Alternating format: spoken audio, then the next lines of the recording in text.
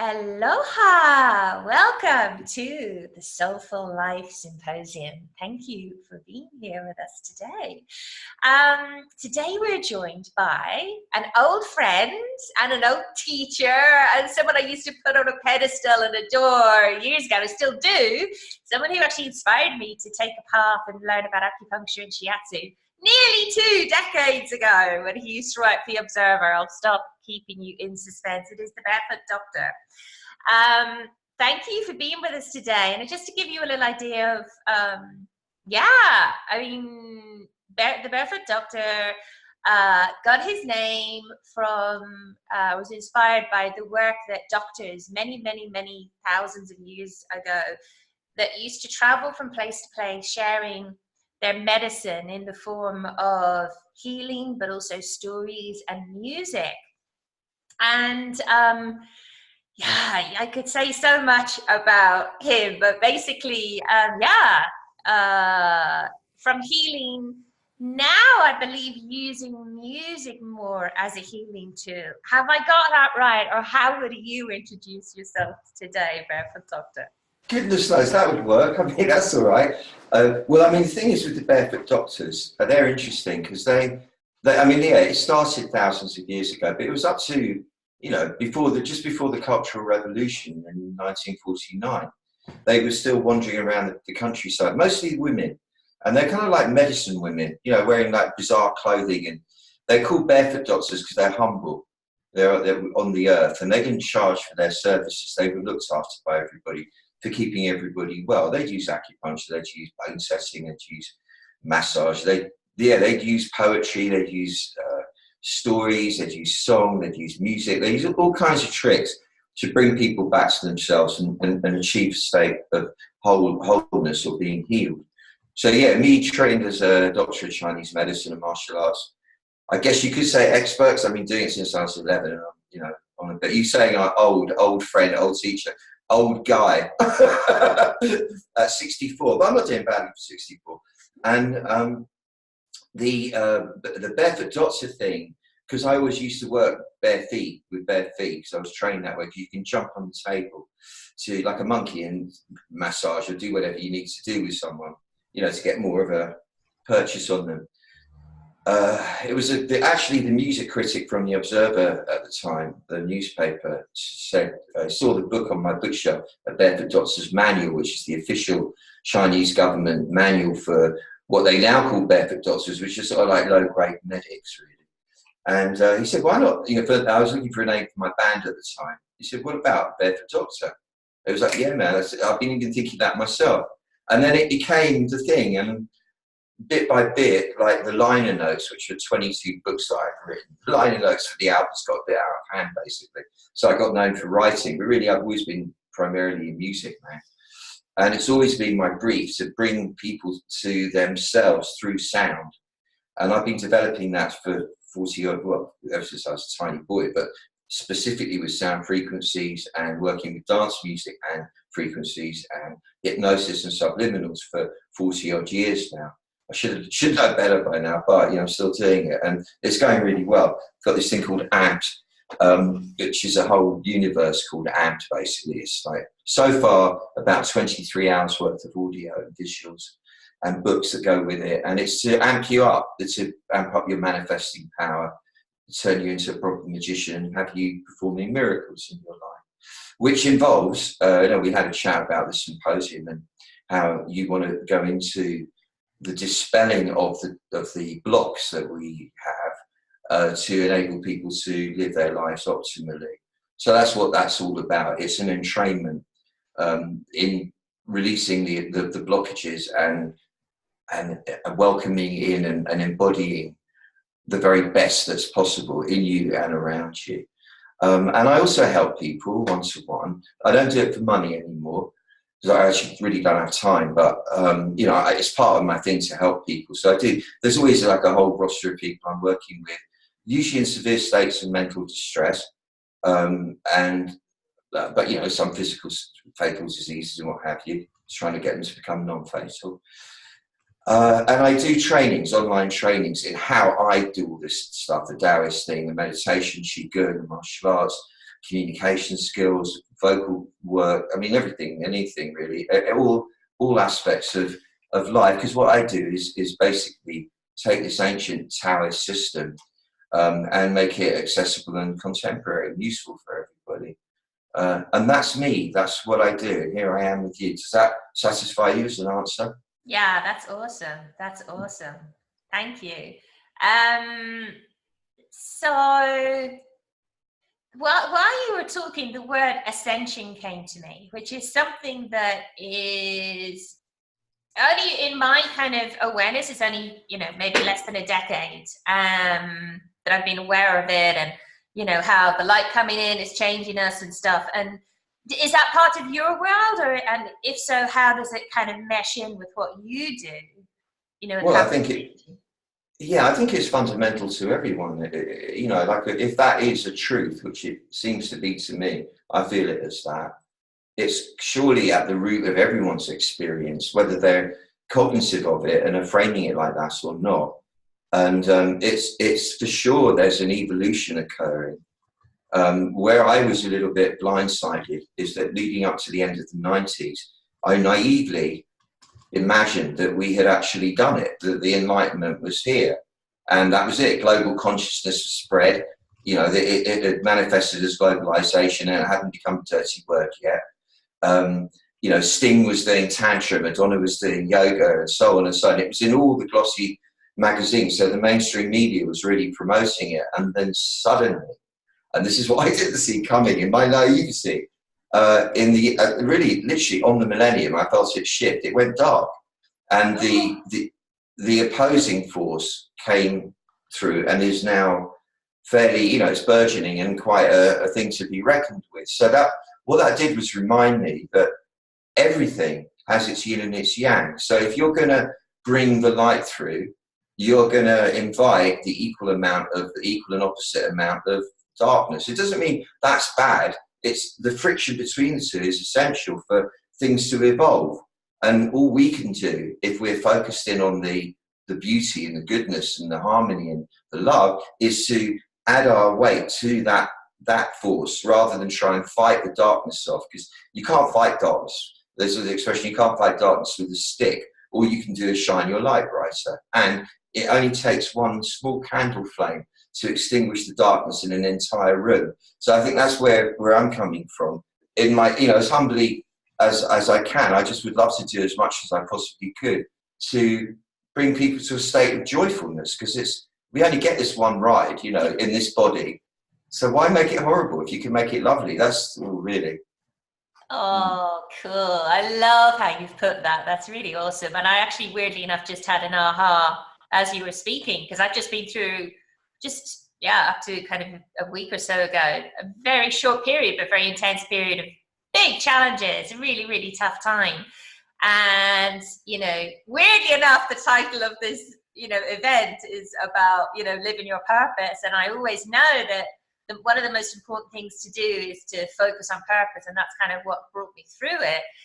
But it also put me in a different place and made me stronger and wiser and more grateful and all those gorgeous things, so that I could bring this to people. And many of my interviews have actually been talking about the shadow. And yeah, I think it's so powerful to talk about it, but also in that gentle way that you just did, also talk about the advantages and how to not so much even dispel it, but embrace it, and it's so true. Just, put on that one candle. And one of the things that I've really noticed very, very clearly in recent days and weeks is that I think it's hard not to be a bit enthralled by the news, as much as we're getting the news, however much it is disinformation and confused and all the rest. It's still kind of a picture of what's going on, that you could get the impression that everyone's turning really nasty and it's all getting really horrible everywhere. But my actual experience, as I go about my day, and I check this with a lot of people, they all say the same, is that people are really lovely. Like wherever I go, people are lovely.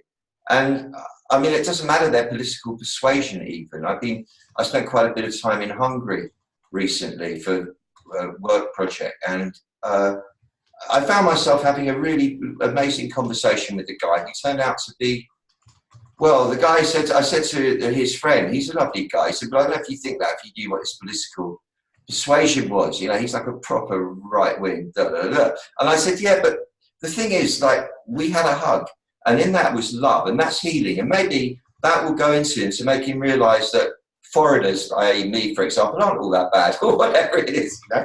It cuts through all of that, and I think that's what we've got to try and do, isn't it? Meet each other where we really are, rather than the surface noise, the flags that we wave. But we go beyond that to the Buddha inside everybody.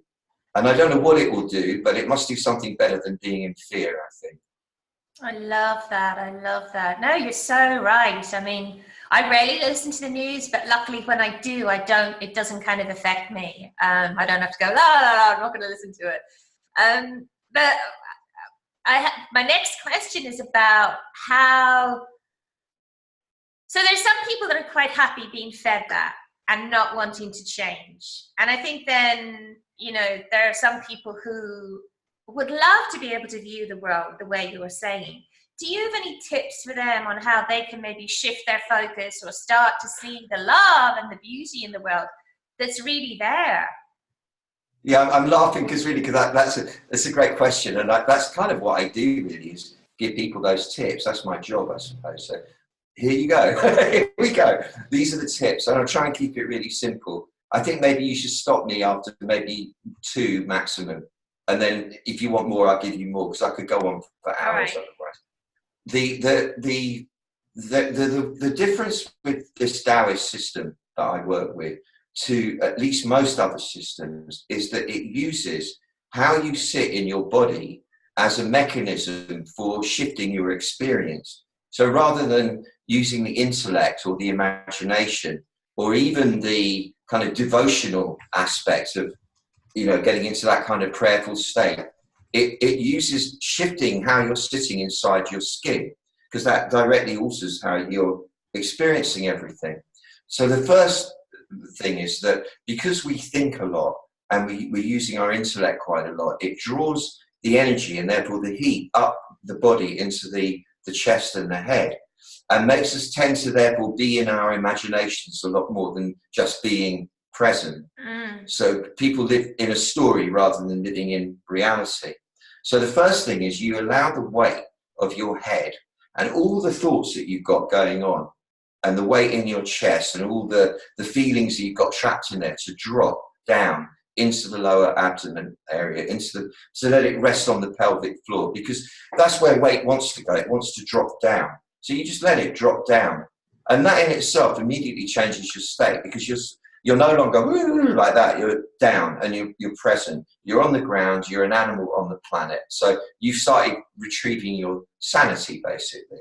The next one, and I think this is the most powerful thing I've ever experienced and taught anyone, and I have used this with people I recently did a pilot project for the National Health guys for people who were dangerous psychotics, to try and get them off the acute ward so they go back into the community after many years being.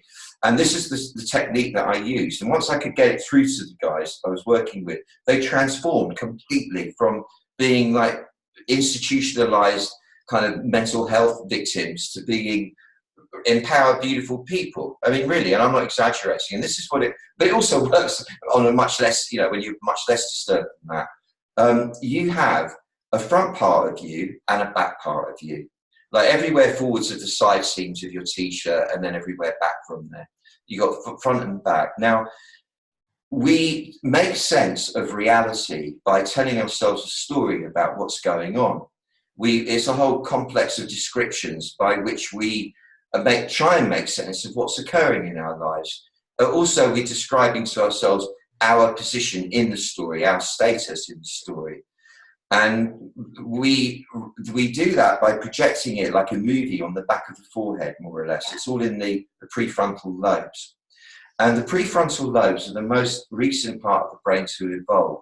They're mostly involved with language and how other people are perceiving us, or how we think they're perceiving. In other words, it's the part of the brain engaged with the social aspects of being a human, the herd aspect. Yeah.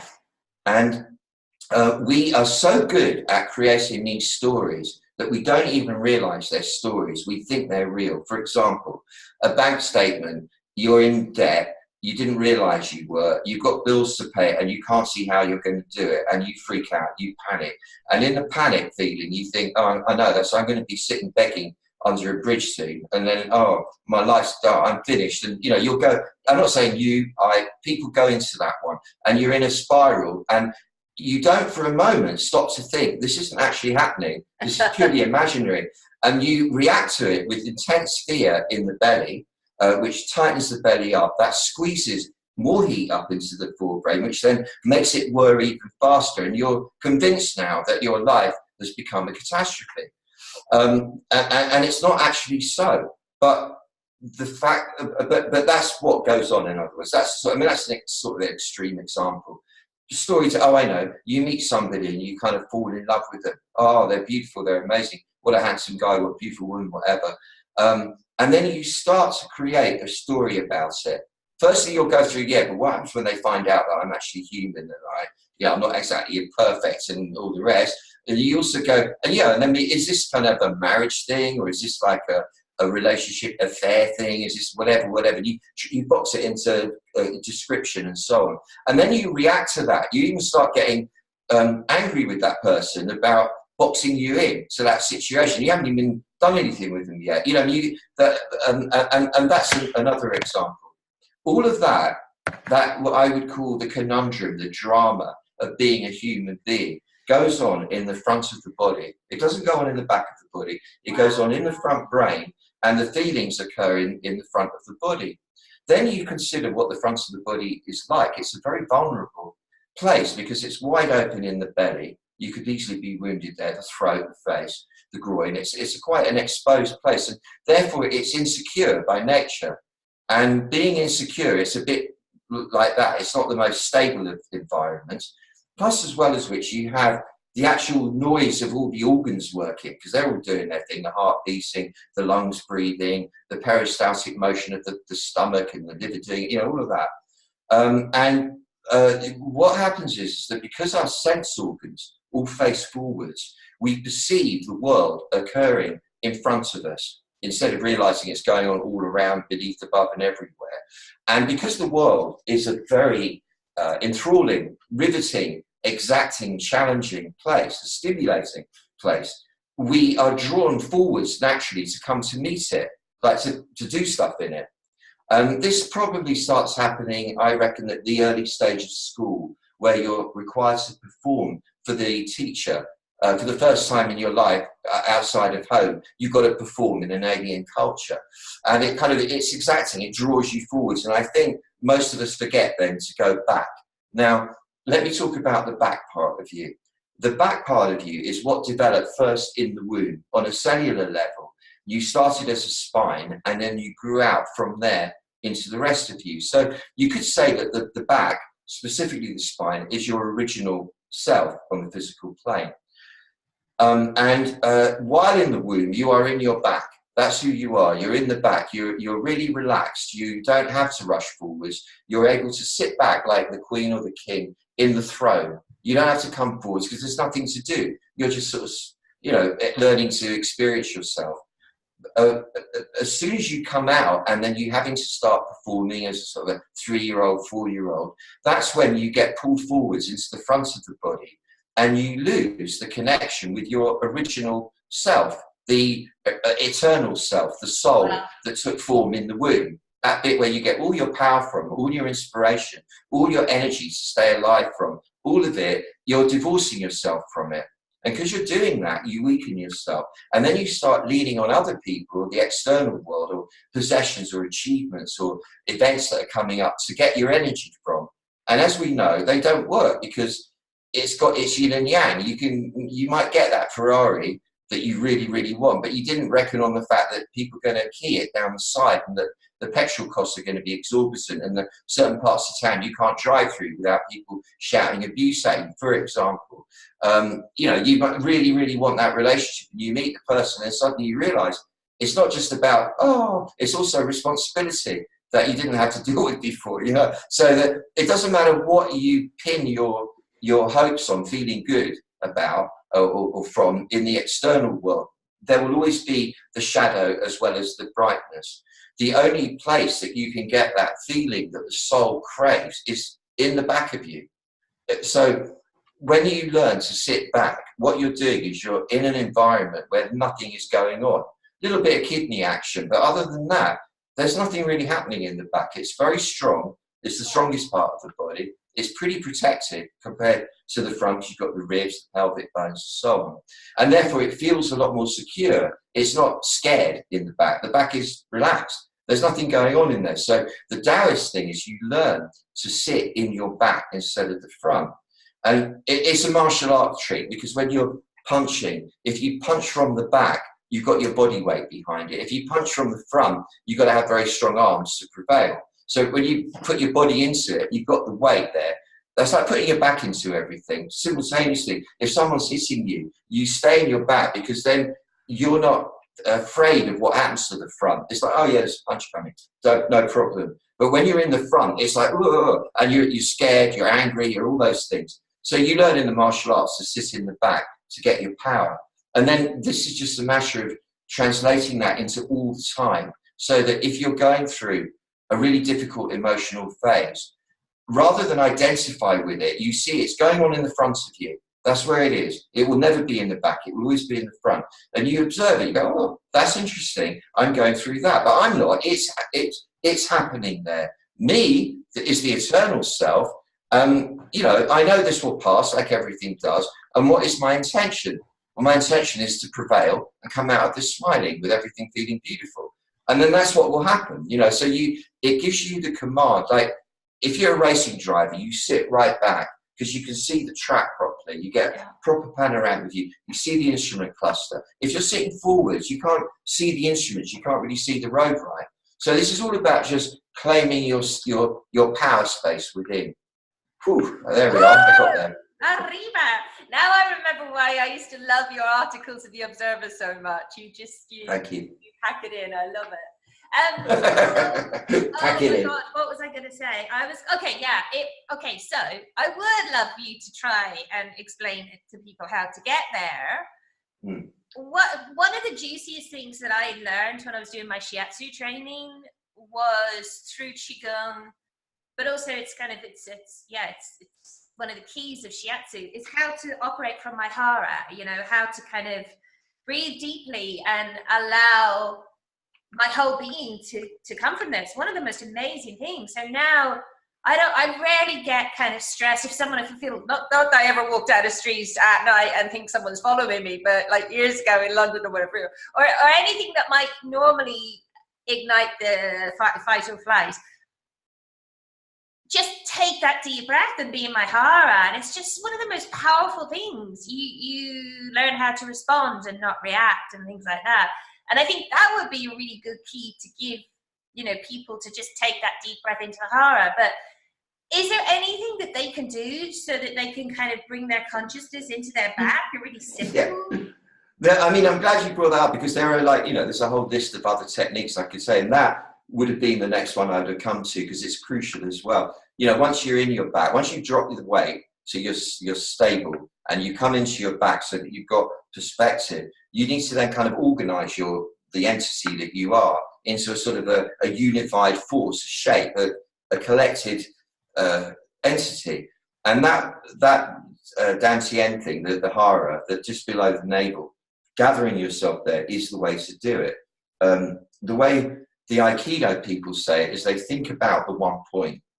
That's all they say. Think about the one point, think about the one point, think about the one point, just below the navel. And if you just keep thinking about the one point below the navel, it does what you said. It gathers you and it prepares you, and you can move with grace through every situation. If you then combine that with the idea of sitting back while you're doing that, you've got the power. I mean, I'm sure that you feel yourself sitting back when you're doing that. That's the whole point. This is just people feel the sitting back thing when they're dancing and they've let go, or if they're praying and they're really into it, or if they're meditating and they've really got there into the meditation, or if they're drunk and sitting, loving, having a beautiful time with friends. It happens spontaneously. What the Taoist thing does is it reverse engineers it. It's like, if that is the thing that makes you feel amazing, just go back there straight away, and then it will all come in. You know, that's the point of it all.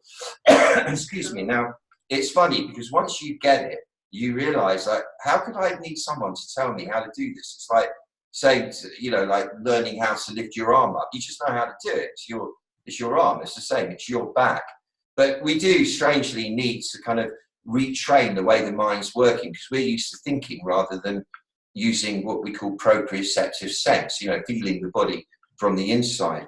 So if you're visually inclined, and most people tend to be, I think, you can picture your mind as a little Buddha with your face on it, sitting in the Houses of Parliament in the front brain here, with all the debate going on, the narrative going on, and you know, the conflict between the devil and the angel and all the rest of it going on in there. And the Buddha with your face on it stands up and walks, woof, that's a relief, gets up out of the noise and walks to the back of the cave, like the skull is like a cave. And at the back of the cave, somebody has very thoughtfully left a pile of very lovely, sumptuous, yet supportive cushions, arranged perfectly on the floor. The Buddha, sits on the cushions and leans your back into the rear wall of the cave, the rear wall of the skull. And you're back there. Then all you have to do is feel the mountain supporting the cave underneath you down in the spine area. Yeah, you can just feel it there. So if that works, then you've got this point where you've come into the back of the head. Then you just think of where your kidneys are, like on the spine, and you think of that point. Then you think of a point at the base of the spine, and you imagine a rope attached to each one, and someone's pulling the 3 ropes backwards, so that you're kind of forced to be in your back at those 3 places. That helps people do it. Another one is if you push the back of your head back a bit so that your chin drops and your neck elongates, that makes you feel the back of your head, and then you can feel your kidneys. And so another one is you picture your kidney area as a huge golden chamber, like the way your kidneys are, which is normally like a dark place you don't think about. You imagine it as a vast chamber lit with the most beautiful golden light, which is beckoning you into it. And when you do get in there, there's this lovely throne awaiting you. And you realise that you're in the throne room and that you're the sovereign of the realm. And you sit back in the throne and you let your chest barrel out, and you know that you will not have to lean forward because you're the queen or the king. Everyone who comes to visit you, i.e. all your thoughts and what have you, they have to come to you. And you can go, yes, no, yes, no, but you don't lean forwards because you're the queen or the king. So that's another visualization. And then I think, leave it on this one finally. You can breathe in as if through every pore of the skin in the front of your body and face, simultaneously, a wall of white light. So you're breathing a wall of white light in through every pore of the skin in the front, all the way into the back of you. And then when you breathe out the debris that was stuck in there, out through the front of the body, which goes out like a mottled white light, out through all the pores of the skin. You breathe in and you come back, you breathe out and you release. And every time you breathe out, that serves to push you back even further. So I don't know if that will resonate with anyone, but one of those probably will. In my experience, one of those usually hits the spot. But it's really, they're just devices to get you to realise that, oh yeah, it's my back. I know how to sit in my back. It's my back, isn't it? Of course I know how to do that. Just takes a little bit of tricking the mind. Yeah. Really. Oh my God. And so simple. Oh my God. I love it. I love it. I love it. Thank you. You're not going to believe it, but our time is nearly up. But I believe it. We went deep, baby. We went deep. But with that being said, you're not leaving everyone. You're actually giving them a gift so that they can. I'm giving them a gift. Continue to play with you. Tell us all about it. This beautiful golden ball magic. Yeah, it's called a daily Taoist doodah. I've got this idea that if you do these little things every day, it will gradually change the way you feel and experience everything. And the golden ball is quite a classic Qigong pose where you stand holding like what feels like a golden ball for a moment. You then you're inviting your new good to come to you. Before that can happen, however, you're clearing your sphere, your energy sphere, of all negativity in all directions, behind, beneath, in front, everywhere. Then you get the golden ball and you revolve it counterclockwise to dispel all negativity. Anyone who's attacking you, yourself, attacking yourself, any negative, hurtful, harmful energy, be gone, and you release it, you fling it behind you. Then, by the free will and the highest good of everybody, you're drawing out to yourself every resource and every person, every opportunity, every event, every situation you need to come together to produce your new good for you, whatever that's going to be. And then you're going clockwise with the ball. You kind of take it, and you really feel it. And by the end, you just stand there holding the ball, and you just know, I've got my new good. It's here. I have it. And it really does work. It's a really lovely little exercise, which kind of will repeat some of the stuff I've been talking about. That's in there as well. Sure. So it'll be a nice, useful one for everyone. Brilliant. Well, we love repetition because it gets it into the brain, doesn't it? Amazing. Thank you so much for joining us today and sharing all your tips and magic and everything. Thank you. My pleasure. I hope it's really helpful to everybody who watches, and you'll benefit greatly by it. Yeah, for sure. Thank you. Thank you for joining us. Catch us next time for more magic. Aloha.